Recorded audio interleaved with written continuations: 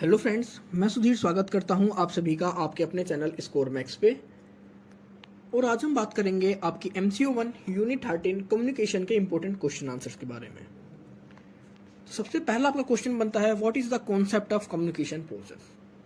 तो communication can be defined as the process by which information and ideas get transform from one person to another person. कि जिस process के through हमारे ideas, हमारी information from one person to another person को transfer की जाती है, उसी को क्या कहते हैं? कम्युनिकेशन।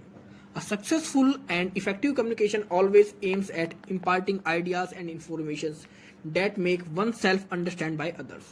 तो हमारा कोई भी कम्युनिकेशन कह सकते हैं इफेक्टिव किस तरह होगा कि जब हम जो भी इंफॉर्मेशन, जो भी आइडियाज ट्रांसफर करना चाहते हैं, वो सेकंड पर्सन तक, अनदर पर्सन तक इफेक्टिव वे में पहुंच जाए। अगर हम किसी भी ऑर्गेनाइजेशन की बात करते हैं तो हर ऑर्गेनाइजेशन की जो सक्सेस रेट होती है वो उसके कम्युनिकेशन प्रोसेस से ही पता लगती है। अगर किसी का कम्युनिकेशन प्रोसेस बहुत ज़्यादा एफिशिएंट है, अच्छा कम्युनिकेशन उस ऑर्गेनाइजेशन का, तो वो श्योरिटी है कि वो सक्सेस करेगा। अगर किसी का कम्युनिकेशन अच्छा नहीं है तो वो सक्सेस नहीं कर पाएगा। तो कम्युनिकेशन अगर हम बात करते हैं तो किस तरह हमारे ऑर्गेनाइजेशन की हेल्प करता है।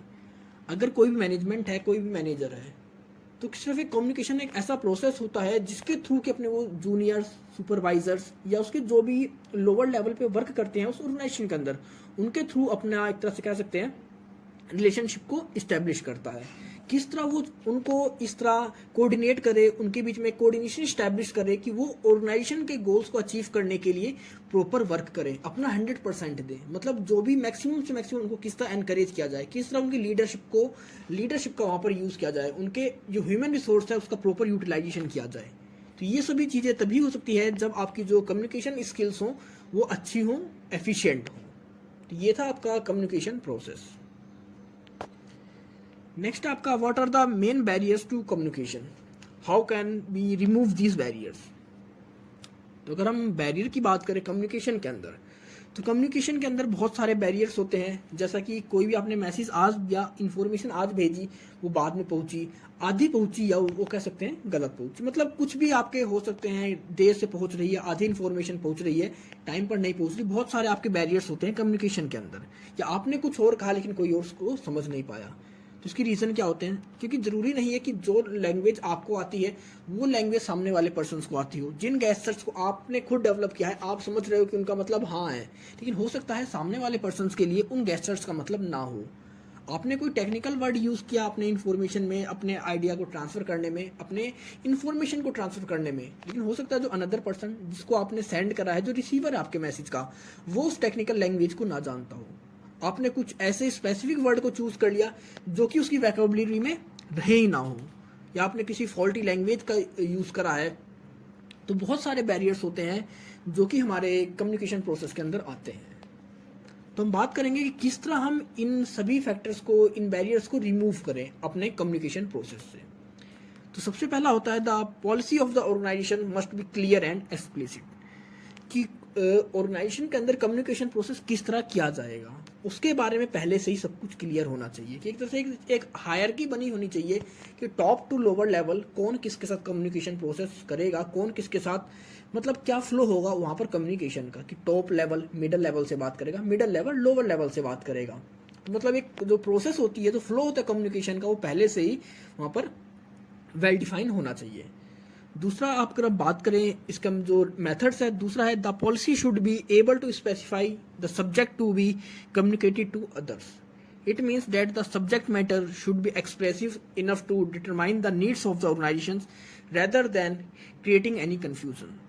तो हम देखेंगे कि हमारी जो भी उस ऑर्गेनाइजेशन की नीड हो उसको स्पेसिफाई कर दिया जाए कम्युनिकेशन से अलग, कि वो किस तरह किसी दूसरे के साथ, अगर कोई इसकी स्पेसिफिक नीड्स है तो किस पर्सन के थ्रू, किस पर्सन से कम्युनिकेशन करके वो अपनी नीड्स को पूरी कर सकता है। क्योंकि हो सकता है अगर आप मार्केटिंग सेक्टर में काम कर रहे हो तो आपको ज़रूरत पड़ेगी किसी रिसर्च जो आपकी टीम हो या आपका रिसर्च डिपार्टमेंट हो, उनसे बात करने की, उनसे कम्युनिकेशन इस्टेब्लिश करने की। तो इन सभी चीज़ों को पहले से ही स्पेसिफाई कर देना चाहिए। नेक्स्ट आपका, communication through proper channels work out effectively. अब आप किस चैनल का यूज़ करते हैं अपने कम्युनिकेशन प्रोसेस को करने के लिए? आप वर्बली चैनल्स का यूज़ करते हैं, नॉन वर्बल चैनल का यूज़ करते हैं, गेस्चर्स का यूज़ करते हैं, या आप मैसेज लैंग्वेज का यूज़ करते हैं, ईमेल का यूज़ करते हैं। तो इन सभी चीज़ों को भी पहले से ही आपको इफेक्टिवली और एफिशिएंटली डिक्लेयर कर देना चाहिए, डिसाइड कर लेना चाहिए कि आप इन्हीं मोड्स ऑफ कम्युनिकेशन का या इन्हीं प्रॉपर चैनल्स का यूज़ कर अपनी कम्युनिकेशन को इस्टेब्लिश करोगे। नेक्स्ट है, there should be adequate facility of promoting communication in an organization. किसी भी ऑर्गेनाइजेशन के अंदर जो कम्युनिकेशन की जो प्रोसेस होती है उसको प्रमोट करने का उनके पास अलग से एक फैसिलिटी होनी चाहिए कि किस तरह अपने कम्युनिकेशन को प्रमोट कर सकें। Proper attention should be given for effective use of word and language. कैसे वर्ड यूज़ किए जाने चाहिए, किस तरह की लैंग्वेज यूज़ की जानी चाहिए, उसके ऊपर स्पेसिफिक ध्यान दिया जाए। वही वर्ड्स वही लैंग्वेज यूज़ की जानी चाहिए जो कि ओवरऑल ऑर्गेनाइजेशन में एक्सेप्टेबल हो, उनके नॉर्म्स के हिसाब से हो। तो ये कुछ हमारे पास मेथड्स हैं जिनके थ्रू कि हम उन बैरियर्स को, या जो हमारे पास बैरियर्स होते हैं कम्युनिकेशन में, उसको ख़त्म कर सकते हैं। तो अगर आप शॉर्ट में देखो तो इसमें आप देखो कि आप कम से कम टेक्निकल वर्ड का यूज़ करो, आप उन्हीं वर्ड्स का, उन्हीं वोकेबलरीज का यूज़ करो जो कि आपका रिसीवर समझता हो सके तो आप मैसेज लैंग्वेज की जगह ईमेल का यूज़ करो, प्रॉपर किसी भी लैंग्वेज का यूज़ करो, हिंदी हो, इंग्लिश हो। कई बार क्या होता है कि आप शॉर्ट वर्ड्स का यूज़ करने लग जाते हो, उनका यूज़ ना हो। तो ये सारे हमारे पास बहुत सारे फैक्टर्स हैं। आपका कम्युनिकेशन पहले से इस्टेब्लिश हो वहाँ पर कि कौन किससे बात करेगा, सब कुछ पहले से ही डिफाइन हो। आप उन्हीं इफेक्टिव वर्ड्स को यूज़ करो, उन्हीं लैंग्वेज को यूज़ करो जो जिसको कि आपके ऑर्गेनाइजेशन के अंदर अटेंशन दी जा रही है। ये कुछ हमारे पास मेथड्स हैं इन बैरियर्स से ओवरकम करने का। नेक्स्ट है, what is effective communication, discuss the procedure for making effective communication. कि इफेक्टिव कम्युनिकेशन होती क्या है और इससे प्रोसीजर क्या है किसी भी कम्युनिकेशन को इस्टेब्लिश या इफेक्टिव बनाने का।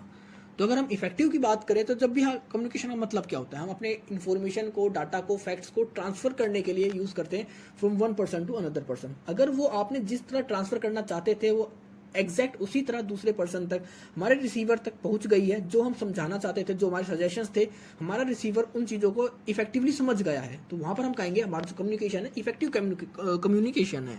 मतलब हमारा जो गोल था उस इन्फॉर्मेशन को ट्रांसफर करने का, दूसरे से कम्युनिकेशन करने का, वो कंप्लीट हो गया, वो पूरा हो गया, सक्सेस हो गया है। अब हमारे पास कौन कौन से प्रोसीजर है जिसके थ्रू कि हम अपने कम्युनिकेशन को इफेक्टिव बना सकते हैं। तो सबसे पहला आएगा आपका regulation the flow of communication. इसके अंदर आपका जो प्रीवियस क्वेश्चन था उसके अंदर भी आप इन पॉइंट्स को ऐड कर सकते हो, क्योंकि दोनों में कम्युनिकेशन को एक तरह से मॉडरेट करने की, उसको इफेक्टिव बनाने की बात करी गई है। तो रेगुलेशन क्या होता है कि कौन किससे बात करेगा। टॉप मैनेजमेंट अपने लोअर से बात करेगा, सुपरवाइजर से बात करेगा, सुपरवाइजर अपने लोअर से बात करेगा। हम किस तरह अपने वर्टिकल बात करेंगे, कम्युनिकेशन करेंगे, हॉरिजॉन्टल कम्युनिकेशन कर सकते हैं। इन सभी चीज़ों के बारे में पहले से ही आपका एक रेगुलेशन होना चाहिए कम्युनिकेशन का किसी भी ऑर्गेनाइजेशन के अंदर, तभी आपका जो कम्युनिकेशन प्रोसेस है इफेक्टिव बन पाएगा। दूसरा है फीडबैक। आपको कंटिन्यूसली अपने फीडबैक लेने चाहिए। अगर आपने किसी के साथ कोई कम्युनिकेशन करी, उसको कोई डाटा सेंड करा, उसको कोई इन्फॉर्मेशन सेंड करी, तो उससे फीडबैक लेना ज़रूरी होता है कि आपको जब तक उससे फीडबैक आपको नहीं मिलेगा तब तक आपको पता ही नहीं चलेगा कि आपने जो इन्फॉर्मेशन, जो डाटा, जो सजेशन उसे दिए थे, जिस मतलब से या जिस पर्सपेक्टिव से, क्या वो उसी पर्सपेक्टिव से उसको समझ पाया है, या फिर उसने जो पर्सपेक्टिव समझा है या उसका जो मीनिंग निकाला वो सेम है हमारे मैसेज से या हमसे अलग है। तो फीडबैक ज़रूरी है। हो सकता है हमने कुछ और कहा हो लेकिन हमारे सामने वाला कुछ और समझा हो, तो इस चीज़ का हमें पता तभी चलेगा जब हमारा फीडबैक आएगा। नेक्स्ट आपका लैंग्वेज ऑफ मैसेज, कि मैसेज के अंदर किस तरह की लैंग्वेज का यूज़ किया जाना चाहिए। टेक्निकल लैंग्वेज कम से कम यूज़ की जानी चाहिए। हो सके आपकी जो प्रॉपर लैंग्वेज होती है किसी भी ऑर्गेनाइजेशन के अंदर, उस लैंग्वेज को यूज़ किया जाए, क्योंकि उस लैंग्वेज को उस ऑर्गेनाइजेशन के अंदर आपका रिसीवर, आपका सेंडर, हर कोई इजीली समझ सकता है। क्योंकि अगर कोई टेक्निकल टीम से है और वो अगर अपनी टेक्निकल लैंग्वेज को या टेक्निकल टर्म्स के वर्ड को यूज़ करेगा अपने मैसेज के अंदर, अपने कम्युनिकेशन के अंदर, तो हो सकता है कोई मार्केटिंग वाला जो पर्सन है, जो एम्प्लॉई है, या फिर कैसे सेल्स का जो एम्प्लॉई है, वो उस टर्म को समझ ना पाए, तो उसको गलत प्रेडिक्ट करेगा। जहाँ पर आपका जो मैसेज होना चाहिए लैंग्वेज का, वो ऐसा होना चाहिए जो कि आपके प्रॉपर ऑर्गेनाइजेशन के अंदर एक्सेप्टेबल हो। नेक्स्ट आपका इंपॉर्टेंस ऑफ लिसनिंग केयरफुली। अगर कोई आपसे कुछ बोलता है, अगर हम बात करते हैं वर्बली की, तो आपको ज़रूरी होता है कि अगर कोई कुछ कह रहा है तो आप उसको केयरफुली सुनो, क्योंकि जब तक आप किसी को केयरफुली सुनोगे नहीं तब तक आप वो क्या कहना चाहता है, उसके क्या सजेशंस है, क्या आइडियाज़ है, उन चीज़ को प्रॉपर वे में यूज नहीं कर पाओगे, ना ही आप उन्हें समझ पाओगे। हो सकता है उसने कुछ और कहा लेकिन आप वहां पर मिसलीड कर जाओ या मिसअंडरस्टैंडिंग आपके अंदर क्रिएट हो जाए। तो सबसे पहले क्या होता है, आपका इंपॉर्टेंस में क्या है, अगर कोई कुछ बोलता है कम्युनिकेशन प्रोसेस के थ्रू तो आपको उसे केयरफुली सुनना चाहिए।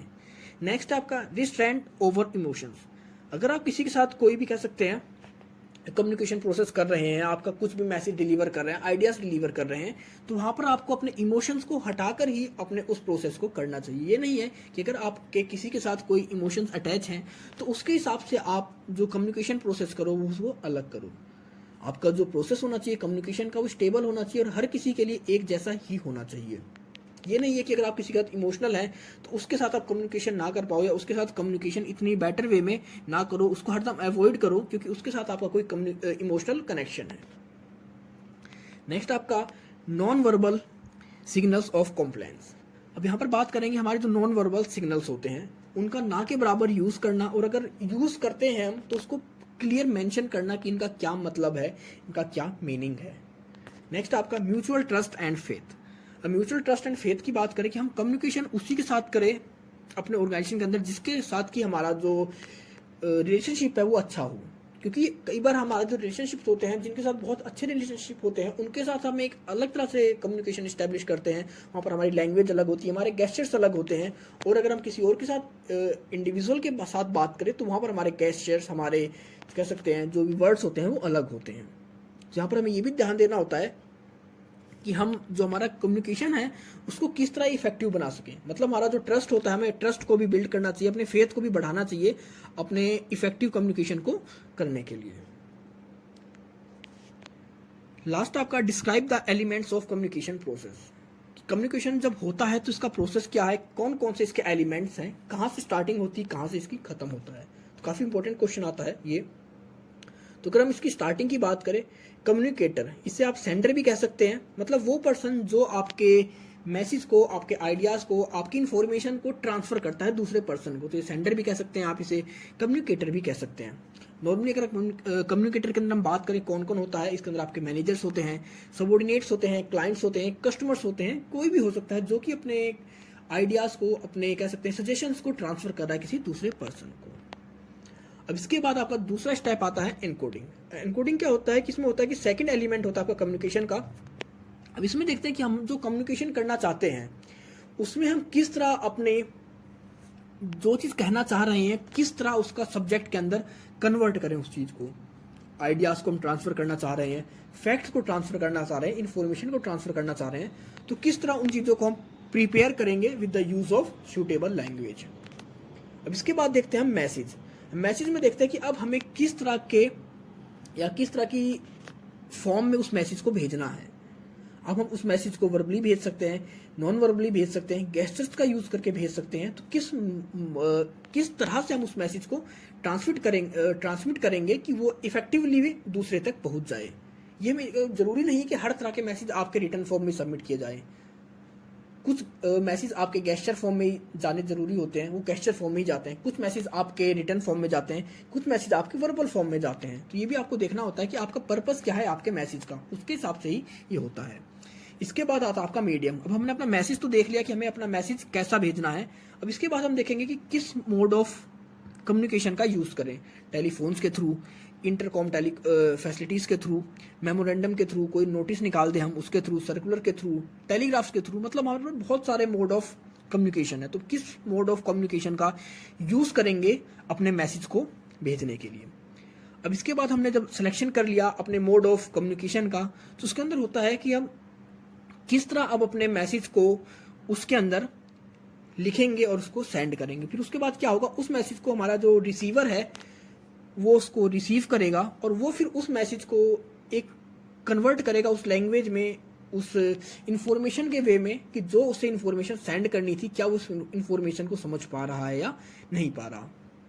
इसके बाद आपका वही रिसीवर आ जाता है कि रिसीवर बहुत ज़्यादा इंपॉर्टेंट रोल प्ले करता है किसी भी कम्युनिकेशन प्रोसेस में, क्योंकि अगर कम्युनिकेटर ने कोई मैसेज भेजा है तो जब तक रिसीवर उस चीज़ को डिकोड सही से नहीं कर पाएगा तब तक वो मैसेज उसके लिए कभी भी एफिशिएंटली नहीं होएगा, उसके लिए यूजफुल नहीं हो पाएगा। अब इसके बाद आता है फीडबैक। अब फीडबैक में होता है कि जब हमारे रिसीवर ने उस मैसेज को डिकोड कर लिया, वो समझ गया कि उस मैसेज में क्या लिखा है, किस इन्फॉर्मेशन को शेयर किया गया है, अब उसके बाद वो उसको फीडबैक दे किसको, कम्युनिकेटर को। मतलब क्या होता है, फीडबैक फिर से किसके पास जाता है, हमारे कम्युनिकेटर के पास जाता है, सेंडर के पास जाता है, जिसके थ्रू कि वो समझ जाए कि उसका जो कम्युनिकेशन प्रोसेस है वो इफेक्टिवली कंप्लीट हो पाया है या नहीं। अगर उसका फीडबैक उसके फेवर में आता है, उसके मैसेज के फेवर में जाता है, तो समझ जाएगा कि उसका जो कम्युनिकेशन प्रोसेस था वो कंप्लीट हो गया है, वो सक्सेसफुल उसका कम्युनिकेशन रहा। अगर हो सकता है फीडबैक में कुछ गलतियां आए या कोई बात हमारा जो रिसीवर था डिकोड ना कर पाया हो, किसी चीज़ को मिसअंडरस्टैंड कर गया हो, तो उस कंडीशन में कहेगा कि उसका जो कम्युनिकेशन प्रोसेस था वो इफेक्टिव नहीं था। तो ये थे इस चैप्टर के इंपॉर्टेंट क्वेश्चन आंसर्स। तो आई होप आपको सब कुछ समझ में आ गया होगा। अगर आपको कोई इशू है, कोई डाउट है, तो आप यहाँ कमेंट कर सकते हैं, नहीं तो आप मुझे मेरे इंस्टाग्राम अकाउंट पर फॉलो भी कर सकते हैं। तो मिलते हैं जल्दी एक नई वीडियो के साथ, तब तक के लिए take care, goodbye friends.